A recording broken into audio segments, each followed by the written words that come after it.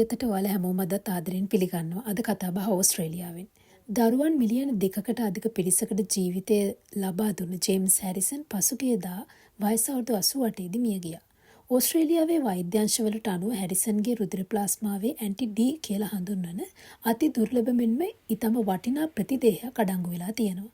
මිය යන විට හැරිසන් අවස්ථා 1100කට අධික වතාවක් රුධිරය දානය කරලා තියෙනවා. ඕස්ට්‍රේලියානු මාධ්‍ය හුව හඳුන්වන්නේ රත්තරන් අතක් සහිත මිනිසා හෙවත් මෑන් විත ගෝල්ඩන් ආම් කියලා. හැරිසන් රුධිරදානය පටන් ගන්නේ වයස අවුරුදු 18 දී.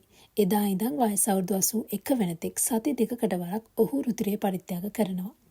1967 වර්ෂයේ පමණ වෙනතෙක් ඕස්ට්‍රේලියාවේ වසරකට දරුවන් දහස් ගණනක් මිය ගිහින් තියෙනවා. මේ ප්‍රතිදේහයේ සහිත රුධිර පරිත්‍යාගශීලීන් හඳුනාගත් රටවල් අතර ඕස්ට්‍රේලියාව ප්‍රධාන තැනක් ගන්නවා. ඒ කාලයේදී මේ සොයා ගැනීම විප්ලවීය වෙනසක් ඇති කළා. ඉතින් දහස් ගණනක් දරුවන්ගේ ජීවිත බේරපු හැරිසන්ගේ මිය යාම විශාල පාඩුවක් බවයි ඔහුගේ මෙහෙය සදා අමරණීය එකක් බවයි ඕස්ට්‍රේලියානු මාධ්‍ය පවසන්නේ. ඉතින් මේ වගේ වැදගත් වටින ප්‍රවෘත්තියක් එක්ක ඊළඟ දවසෙත් හමු වෙමු. ඔයාලා හැමෝටම සුබ සතියක්.